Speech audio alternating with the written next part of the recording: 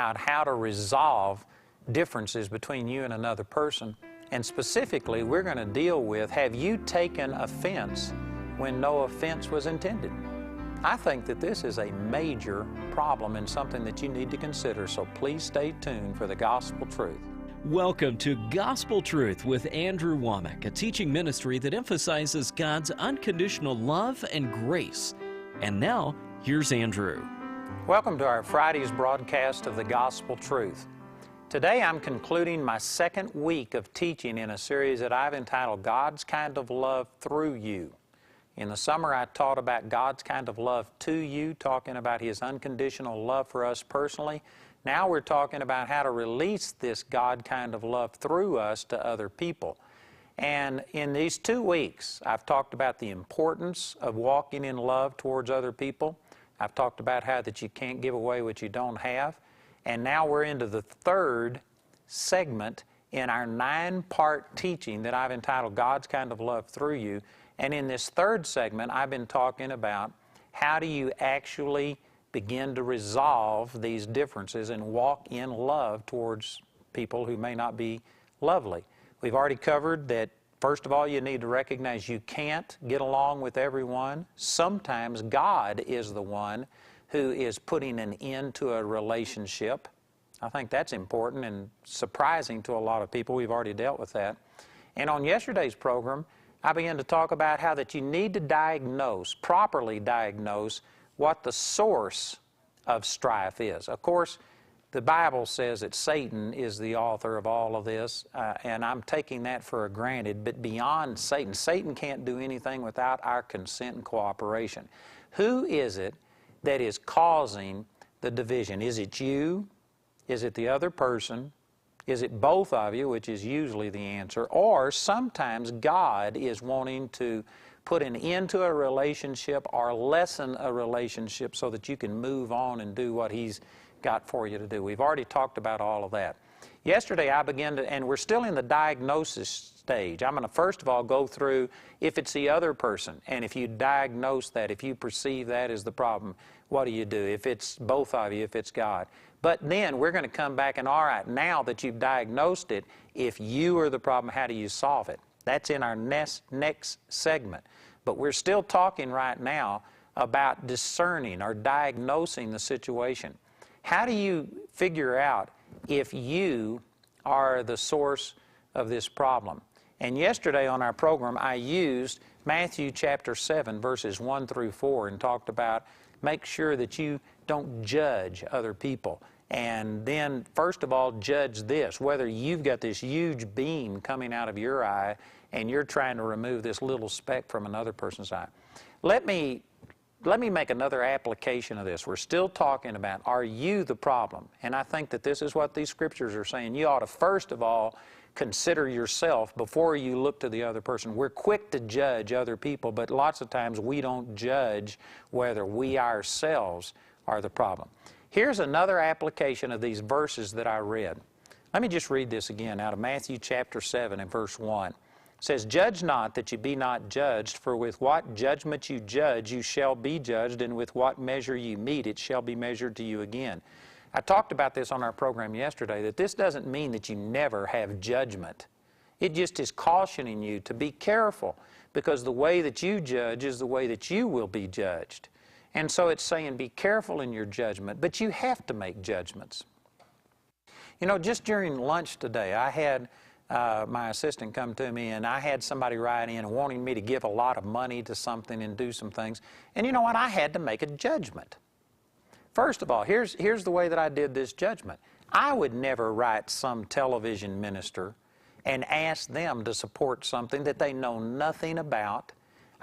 God would never lead me to do that. If I don't believe God would lead me to write somebody and just solicit them to support something that they know anything about. But if for some reason I even did that, I guarantee you I would try and justify and show that this was a worthy thing to do, because there's so many causes out there, there's so many crooks, there's so many scams, that to me it's irresponsible to start flinging money at something because, you know, they say that they're helping the poor or say that they're helping orphans or something like this.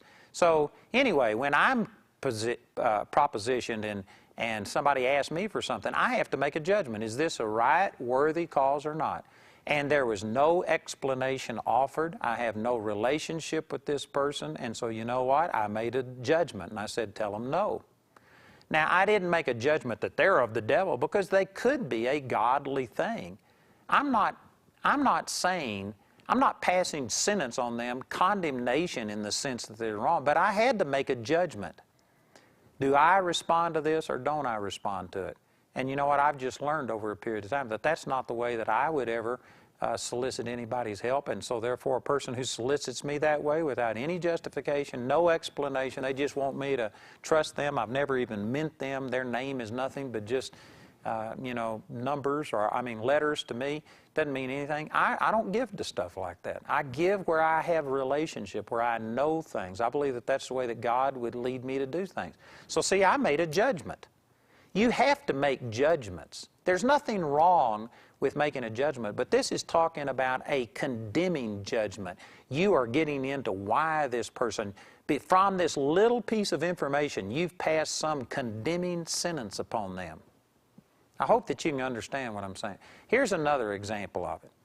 Let's say, this is something that has actually happened to me, and I've had this spoken to me. This is an actual occurrence. I had a woman come to me one time, and she was walking down the hall in church, and her pastor didn't speak to her. He walked right on by, and she waved at him, and he didn't respond. And she came to me about, my pastor didn't speak to me. My pastor doesn't care about me anymore. He always talks to me, and for whatever reason, he didn't even say hi. He didn't do anything. And so she judged that he was mad at her and that something had happened, and she was heartbroken, and she came to me wanting me to help her. Well, the very first thing I told her is I said, you know what, you passed judgment on this guy. You don't know why he did what he did. He didn't say hi to you. There's nothing wrong with her saying he didn't say hi to me. That's just what happened. But she doesn't know why he didn't say hi to her. It could be that, maybe he just got word that one of his best friends had died. Maybe he got word that, there was a marital problem of somebody that's his best friend. Maybe he had just, who knows? There could be a million different things, and maybe his mind was so preoccupied that even though he was walking down the hall with his eyes open, he was into his own little world. He was thinking about something else, and he may have the greatest feelings towards this woman. He may feel exactly the same as he always did. You don't know why people do what they do. It's not wrong for you to make a judgment and say, you know what you said hurt me. But it's wrong for you to make a judgment and say, I know why you did this, because you hate me and because of all of these things. Now that is getting into the judgment that this is talking about. There is nothing wrong with you. If you are having a relationship with somebody and say, for instance, they made a joke at your expense and it hurt you, it humiliated you or bothered you, it's not wrong for you to go to that person and say, you know what, you used me as the butt of this joke and it didn't make me feel good. It's not wrong for you to say that. But it would be wrong for you to go and say, you did this and it's because you hate me and you never have loved me, and you just throw out your entire relationship with this person and pass judgment on them and condemnation. Now that's wrong. You don't know why people do things. Most of you don't know why you do things. You certainly don't have the right to judge somebody else. And so, when it talks about discerning what the problem is, you need to consider this. Have you taken an offense over something that no offense was intended? And you know what? I think that happens a lot. I think that we pass judgment. I think that somebody does something and you get hurt and offended when the truth was there was nothing to be offended about. You got a chip on your shoulder. You're insecure. You've been hurt before. And so you just automatically suppose that every person is out to get you. There are people that have that kind of a mindset. I've actually got a person that I could name right now that they have a conspiracy theory that everybody's out to get them. They believe that everybody's hiding behind every bush trying to kill them. And you know what? That person just passes judgment on anybody. If anybody was to walk up to them and just approach them, they would automatically be fearful that they're trying to kill them. And they make a judgment based on things that are totally unfounded. And brothers and sisters, I'm telling you, I'm speaking to people all over this world. And there's a lot of people out there that have been hurt. There's a lot of people that are so offended that you are passing judgment and taking offense when no offense is intended. And if you would just be honest and do what the Word says right here, and before you begin to start criticizing somebody else because they haven't talked to you, maybe you would go to God and say, God, have I taken an offense? Do I know why this person did what they did? And if you would just go and cast your care about it over on the Lord, you'd find out that many of the things that you're taking offense over aren't even worthy of dealing with. Now again, there are some problems, and we're going to go on and talk about that, but I'm saying that there are a lot of offenses being taken when none are intended. I've had this happen to me a lot. I've had people come to me and say, you did this and you did that, and they are just certain that I am out to get them, that I have done things. I've actually had a guy recently come and say, you humiliated me, using me as an example in front of all of these people. And I said, what example was that? And they told me, and I said, that wasn't even you. I was talking about somebody else. I never even thought of this person. They just were certain that I was using them as an example. They may have taken the words that I said, but they totally misinterpreted it, misunderstood it. And you need to honestly consider, have you taken an offense when none was intended? I think this happens a lot. Andrew's 9-part teaching titled God's Kind of Love Through You is available on CD for a gift of £30 or more. The third individual CD in the album is available for a donation of £3. But to those unable to send a gift, Andrew and his partners will provide this third CD free of charge. Or you can receive the full album as part of the God's Kind of Love 5-pack for a gift of £60 or more. The 5-pack includes God's Kind of Love Through You, God's Kind of Love To You, and God's Kind of Love, The Cure for What Ails You. 2 companion books complete the 5-pack, The True Nature of God and Spirit, Soul, and Body. Request the God's Kind of Love 5-pack when you write, call, or go to our website. We hope to hear from you today. And now, Gospel Truth continues. So I was talking about discerning what the situation is, who's caused this breach in a relationship with another person. And one of the things that I was emphasizing before our break is that you need to make sure that you haven't passed judgment on somebody and interpreted their actions in a way that they didn't even intend it. I think that this is a source of a lot of problems right here, and we aren't following the instructions. It says, judge not. Again, this isn't saying that there is no place for judgment, because you have to make judgments all of the time. But don't pass a condemning sentence. You can say, this person did this, and I didn't like what they did. But it goes beyond just making a judgment or a discernment when you start saying, I know why they did this. It's because this person is this and this and this. You know, I bet you that many of you do this when you're driving down a road. You see a person cut you off, pull in front of you, and you are just absolutely sure that this person, man, they don't care about anybody but themselves. They are having road rage. You get mad. You might say things about them. You get up and pass them and look over there fully expecting them to have horns and a pitchfork and a tail. You just are absolutely sure that they're this terrible person. You know, recently we have construction going on in Colorado Springs, and I got onto an on-ramp, and I was in front of there was 2 lanes that were going down to 1 in this on-ramp. And I was in front of this other person about 1 car length. And so we were alternating, everyone going in. But their lane, I got to admit, this left lane is the one that continued on. I was in the right lane. Every car in front of us was alternating, every other one. I was in front of this person, and I guess I just assumed that it was my turn to get in after that other one. Well, I did that. The guy behind me went to honking his horn, pulled up just as close as he could get without hitting me. When we finally got on the interstate, he got mad and pulled around and waved at me with 1 finger and did all of these things. And you know what? I'm just sure that he was convinced that I was out to hurt him or something. And honestly, I wasn't mean. I didn't do it. I thought I was doing the right thing. But this guy, for whatever reason, See, he went beyond just saying I pulled in front of him, but he went into, I'm sure he was convinced why I did it. That violates the intent of what these verses are saying. And here's another application of this. You know, the passage of Scripture in 1 Timothy chapter 3 where it lists the qualifications of an elder, it says that elders have to be sober is one of those qualifications. And when I first was really studying this has been 20-something years ago, I was studying that and I got to thinking about what does this mean, sober? Because later on it says not given to much wine. And so it's not talking about not being drunk, because that issue is dealt with later on. I looked it up, and you know what the word sober here means? It means serious or void of speculative imagination is what the dictionary defined the word sober as.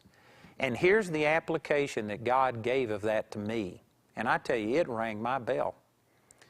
It's basically you speculating why people do what they do. A speculative imagination. And I tell you, everybody's guilty of this, but I think ministers are as guilty of this as anybody else. You know, you speculate why people leave your church. I can remember an instance where these very best friends of Jamie and mine, they left the church. They said because their children didn't like our church. There wasn't a children's ministry. There wasn't a youth ministry, and their children were going in the wrong direction, and so they went to a larger, bigger church that had a youth ministry in an effort to salvage their children. That's what they said. But you know what? I had a speculative imagination. I was convinced it because they just didn't love us. They were rejecting the Word. They were going another direction. And you know what? Years later, 15 years later, I saw them and I apologized for the way that I had judged them for doing this, and they were shocked. They said, well, you never portrayed that to us. They didn't take it that way. So maybe I controlled myself enough that it didn't come across to them, but in my heart, you know what? I took offense at what they did, and no offense was intended. And anyway, when the Lord started speaking to me about an elder has to be void of speculative imagination, at that exact time, I was holding a meeting in Kansas City. And there was this couple that every time I ministered in Kansas City, they were always at my meetings. I mean, they never missed one, and they always sat on the front row. And so I went there twice a year for many years and ministered. And anyway, I went to this meeting, and this couple wasn't there. And they were noticeably absent. And all of a sudden, I remembered that the last time I had been in Kansas City, I called them out and I gave them a prophecy. And it wasn't a generic prophecy that, you know, would apply to anybody and it could come to pass in a million different ways. This was super specific. God is going to do this, gave a time on it and everything. And all of a sudden, they weren't there. And you know what I did? I started thinking, I bet you that this is because I said something that was so specific it didn't come to pass, or they interpreted it as not coming to pass exactly the way it should. These people have now rejected me.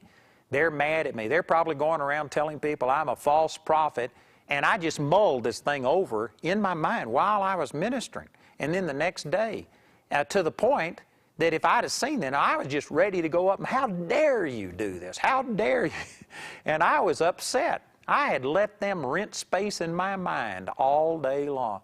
And did you know that the next night, all of a sudden, this couple was right there in their normal place, and they came up to me and they said, Andrew, we are so sorry we missed last night, but we had a death in the family. We had to drive 200 miles, and they just started saying, we love you. We would never miss me. And you know what? I realized that I had passed judgment. I had had a speculative imagination that wasn't based in reality. And because of it, I had taken an offense, and I actually was upset over something that never even happened. And brothers and sisters, I'm telling you, there are thousands, maybe tens of thousands of you watching this program that are doing the exact same thing, and you have taken an offense when none is intended because you have judged and speculated why a person is done. Maybe you've discerned that something wasn't done correctly, but you don't know why people have done it. You don't know why that person pulled in front of you. Maybe they just came from the hospital and their mate died. Maybe they just had a child that has done something terrible and their life is devastated, and maybe they are just thinking about something else and didn't even intend to hurt you or offend you or pull in front of you or do something. You don't know why people do what they do. You are getting into judgment when you start going beyond just saying that I don't like this, but I know why you did it. You don't know why anybody does anything that they do. Quit being judgmental. You can judge that this is right, this is wrong, I'm going to participate, I won't participate, but you can't judge other people like that. You need to get rid of speculative imaginations. Boy, that's powerful. And you know what? Since that time, I've learned a lesson, and I may have gone too far in the other direction, but I don't read people's body language. I don't let them drop hints. Nobody's going to rent space in my mind anymore. I don't stay up wondering about, does this person love me? Do they not love me because they didn't speak to me, because I haven't heard from them for a while? I don't go there. You know, I've actually told people, I've told my staff before, I've taught on this exact same thing and how to resolve differences. One of the ways you do it is by not taking an offense when none is intended. And so I've told my staff before that, you know what, I don't sit down and try and speculate. If you have something against me, if you're angry with me, you're going to have to come tell me, because I'm not going to read between the lines. I'm not going to go guessing. You can't just not talk to me and drop a hint, and I'm not going to sit there and worry about it. If a person is mad at me, they're going to have to come tell me. If I've wronged them, they're going to have to tell me, because I am not going to read between the lines and live my life in fear and terror about, have I done everything right? Have I offended this person and stuff. You can't live that way. I just don't speculate anymore on that stuff. You have to be up front and come tell me. And you know what? I personally love it. I think it's a great way to live.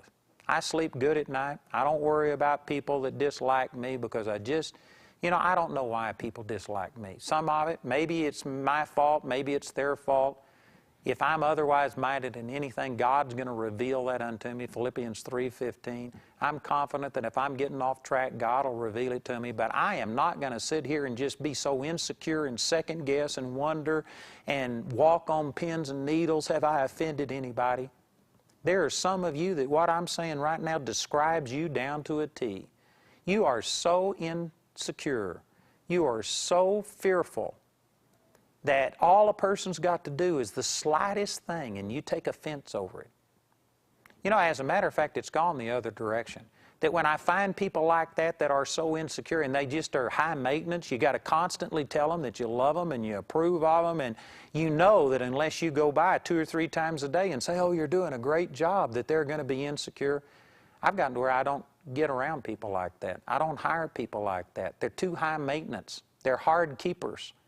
Man, I'm doing too many things. I got too much going for me to have to sit here and go around and put a pacifier in people's mouth 2 or 3 times a day. I don't want people like that. You know, you need to be in a nursery somewhere where somebody can give you pablum and change your diapers and take care of you if you're like that. You aren't going to be very productive. So I not only don't live that way myself, but you know what? I don't encourage that kind of behavior around me.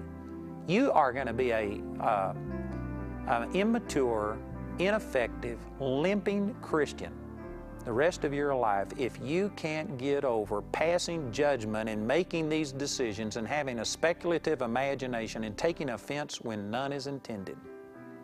So as we diagnose the situation, many of you don't need to go beyond this. It's that you are so insecure that you're taking offense where none is intended. If that's the situation, stop it and end it right there. And that would make a huge difference in you manifesting God's kind of love through you to other people. Now today's our last day to offer this teaching, the 3rd teaching in this set, entitled, Could I Be the Problem? I encourage you to listen to our announcers and call or write and get these materials today. Andrew's 9-part teaching titled God's Kind of Love Through You is available on CD for a gift of £30 or more. The 3rd individual CD in the album is available for a donation of £3. But to those unable to send a gift, Andrew and his partners will provide this 3rd CD free of charge. Let me remind you that today is our last day to offer you this 3rd teaching in this album entitled God's Kind of Love Through You. This 3rd teaching is entitled, Could I Be the Problem? And I tell you, the things that I've been sharing here are just profound. I believe that they could set people free. So, you need to get this teaching for yourself. You need to listen to it again. And also, I bet you that every one of you knows somebody that this could really minister to. So please take advantage of it. Today's our last day to offer the third tape in this album. We'll continue to offer the album, but today's the last day to make the third tape our gift to you. So please call or write today. Or you can receive the full album as part of the God's Kind of Love 5-pack for a gift of £60 or more. The 5-pack includes God's Kind of Love Through You, God's Kind of Love To You, and God's Kind of Love, The Cure for What Ails You. 2 companion books complete the 5-pack, The True Nature of God and Spirit, Soul, and Body. Request the God's Kind of Love 5-pack when you write, call, or go to our website. We hope to hear from you today. I know that the Lord has spoken to many of you today, and God has just stirred you up, and you need some direction. You need some wisdom. You know, our helpline is a place that you can call and order these products, and I'd encourage you to do that. But also, there are some super godly people answering those phones who have the wisdom of God, who can flow in the gifts of the Spirit. They could help you tremendously. I get compliments on them nearly every single day. People's lives are being changed. So I'd like to encourage you to dial that number that you see on your screen. Not only ask for all of this product that we're offering and get in and study the Word, but also let someone pray with you and help you. So the number is on your screen. Please call today. You know, I'm offering this God's Kind of Love 5-pack that'll give you a lot more information on this subject of love. But really, one of the best resources that I have is our website. We have about 400 of my teachings that are available as free downloads on this website. I also have about 7 years worth of my television programs, about 10 years worth of our radio programs. We have books, we have articles that I've written. All of these things are available free of charge. It's a tremendous resource material. So we have that address on your screen. Please join us at awme.net. Be sure to tune in Monday for more gospel truth. The Lord's telling you to withdraw, separate yourself from certain situations, certain relationships. Now again, I believe that in a perfect world, God would want us to be in love with every person. But you know what? There are some people who have literally given themselves over to Satan. They have committed their life to that. They are antagonistic towards the gospel, towards everything that's good. I believe that Christians ought to be friendly and kind and loving towards the unbelievers, that you ought to reach out. I believe that we ought to have people that we influence, and there ought to be some fellowship and relationship, but it needs to be in a controlled way. Really, it boils down to, are you influencing this unbeliever, or is this unbeliever influencing you? You basically could evaluate whether or not it's a healthy relationship by who's the one that's in control, who's the one that's in the position of leadership in this relationship. That's Monday on Gospel Truth with Andrew Wommack.